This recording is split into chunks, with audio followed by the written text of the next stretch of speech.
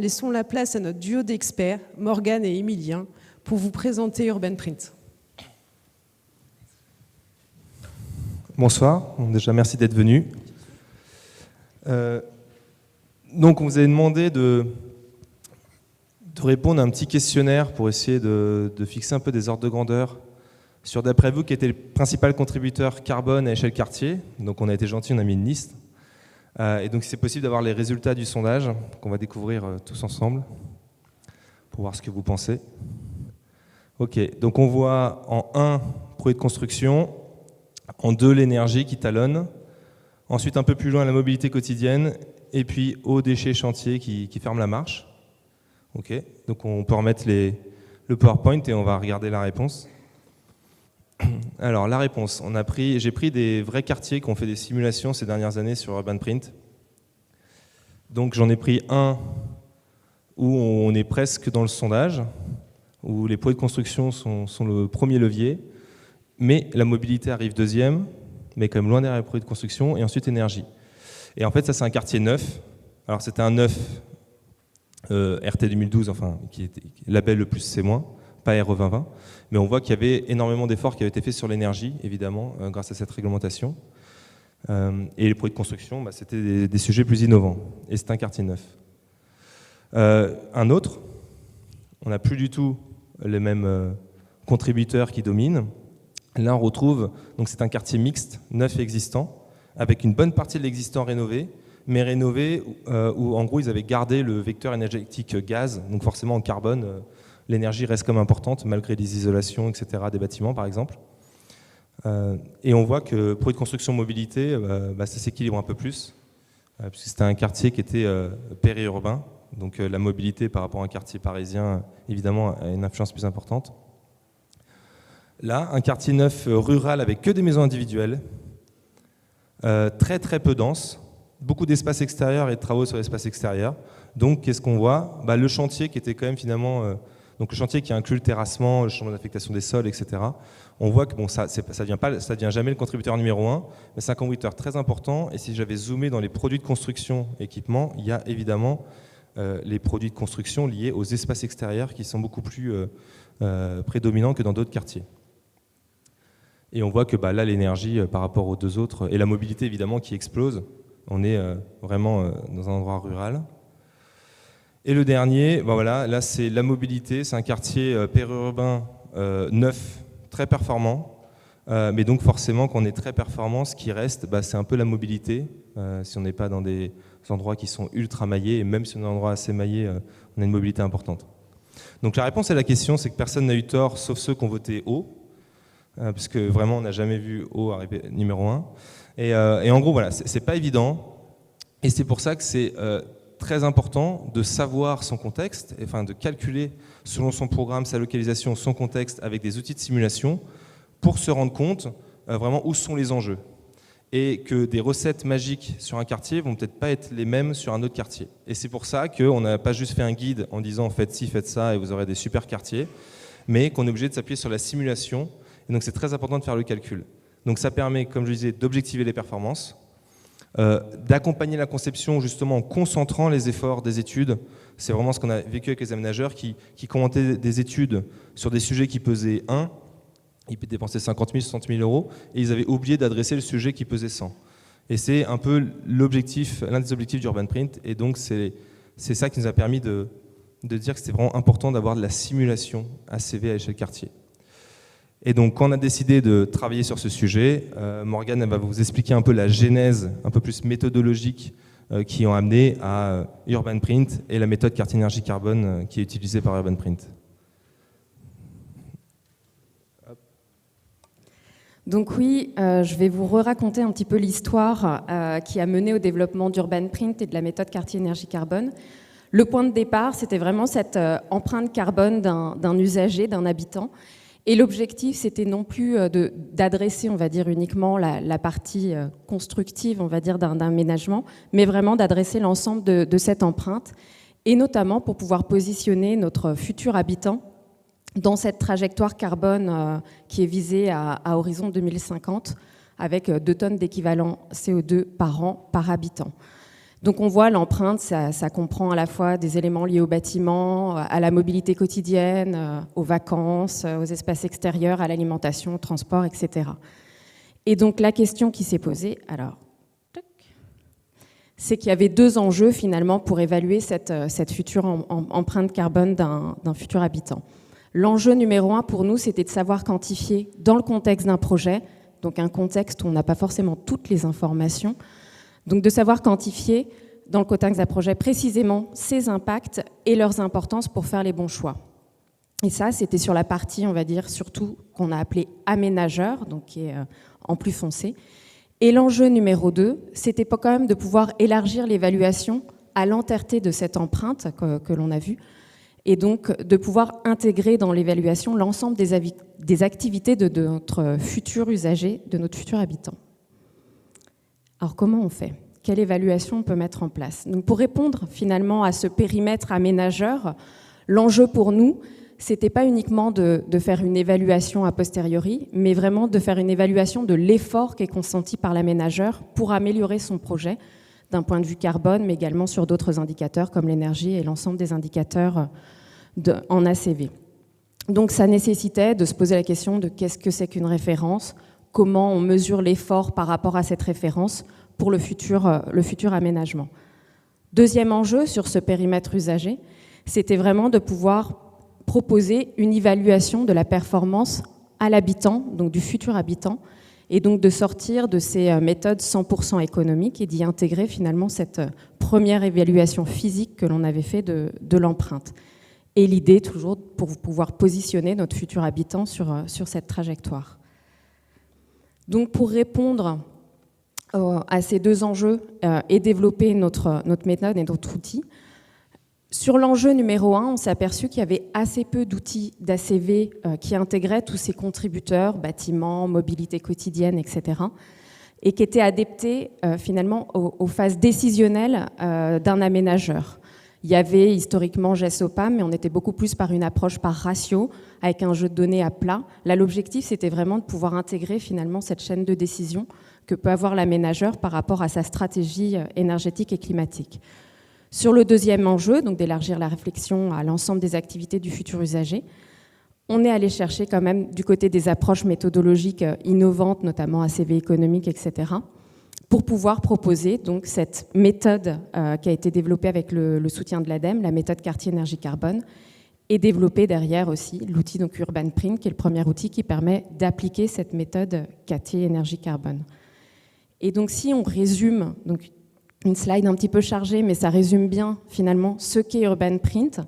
Donc, comme je vous le disais, c'est l'outil qui permet la mise en application opérationnelle de la méthode quartier énergie carbone de l'ADEME et qui a permis justement de définir c'est quoi un projet de référence, c'est quoi ce score énergie, c'est quoi ce score carbone.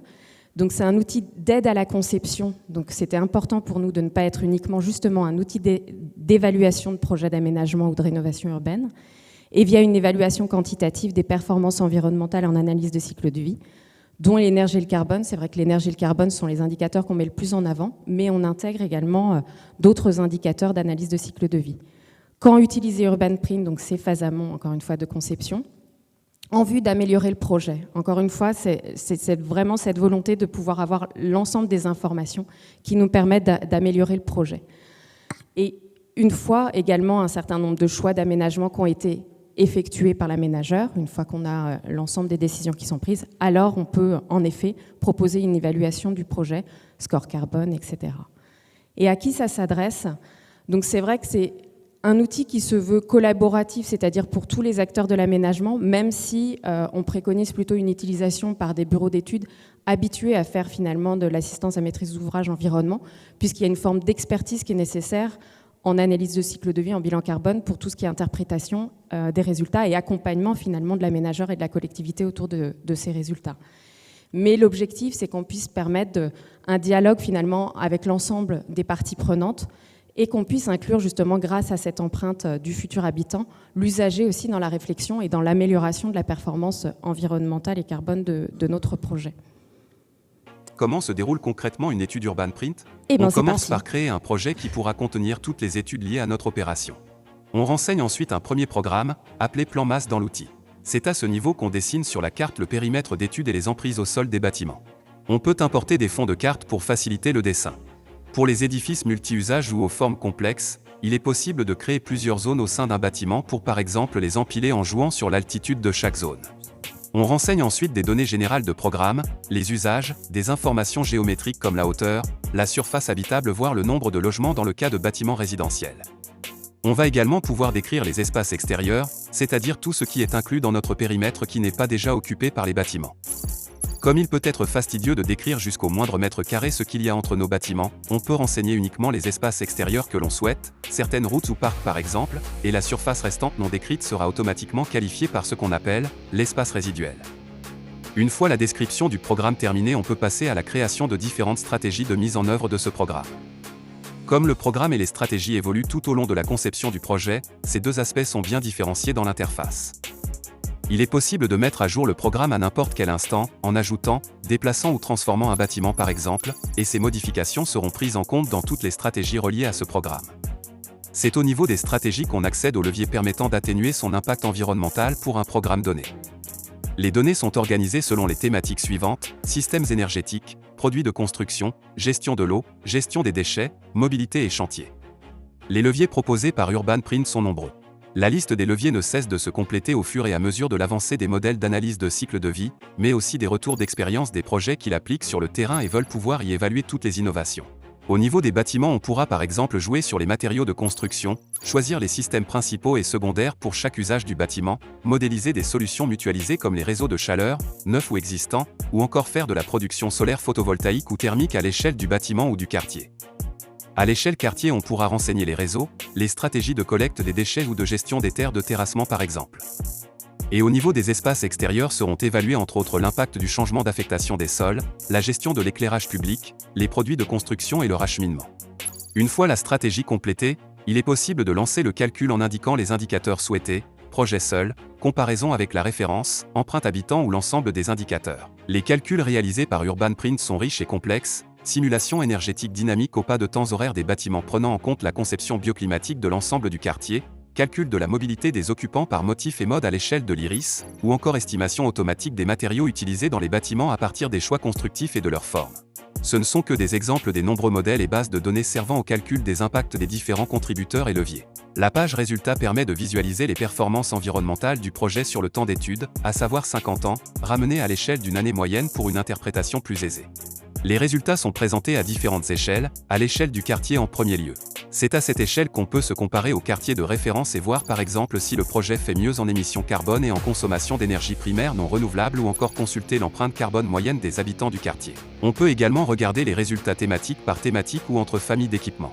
Il est possible de changer l'indicateur d'impact servant à l'évaluation, par défaut placé sur le carbone, ou de zoomer sur chaque thématique pour comprendre d'où viennent les impacts environnementaux en consultant des sorties intermédiaires comme les différents quantitatifs calculés, par modal de la mobilité, besoin des bâtiments, autoconsommation collective, etc. À noter qu'il est possible de consulter les résultats à l'échelle de chaque bâtiment ou de chaque espace extérieur du quartier individuellement. Des sorties d'aide à la décision sont également disponibles, comme le calcul de potentiel qui permet de mettre en évidence les efforts jusque-là accomplis en pointant les leviers qui ont le plus impacté la performance actuelle. Mais le plus intéressant est de voir quels leviers explorer en priorité pour tendre vers une stratégie dite optimale. Le module d'aide à la décision permet ainsi d'accompagner l'utilisateur à chaque étape de la conception de son projet pour mobiliser les bons leviers, au bon moment. Cette vidéo n'est qu'un aperçu des possibilités offertes par UrbanPrint pour répondre aux besoins opérationnels d'évaluation environnementale et d'accompagnement des acteurs de l'aménagement dans la transition carbone de leur projet. Pour plus d'informations ou obtenir un accès à UrbanPrint, contactez Efficacity ou le CSTB. Oui, désolé, on vous l'a envoyé un peu violemment. Mais voilà, ça permet d'avoir un aperçu de concrètement à quoi ça ressemble, même si ça allait vite. Cette vidéo est disponible sur le site officiel d'UrbanPrint. Vous tapez UrbanPrint dans Google, vous le trouverez, pour regarder tranquillement si vous le voulez. Et donc il faut savoir que c'est une vidéo, on a bien mis d'ailleurs septembre 2022, puisque UrbanPrint c'est un outil qui est en constante évolution et une évolution assez rapide. Il y a beaucoup de personnes qui travaillent sur UrbanPrint et qui, en gros, on a beaucoup aussi de recherches qui déversent les conclusions de façon opérationnelle dans des outils comme UrbanPrint.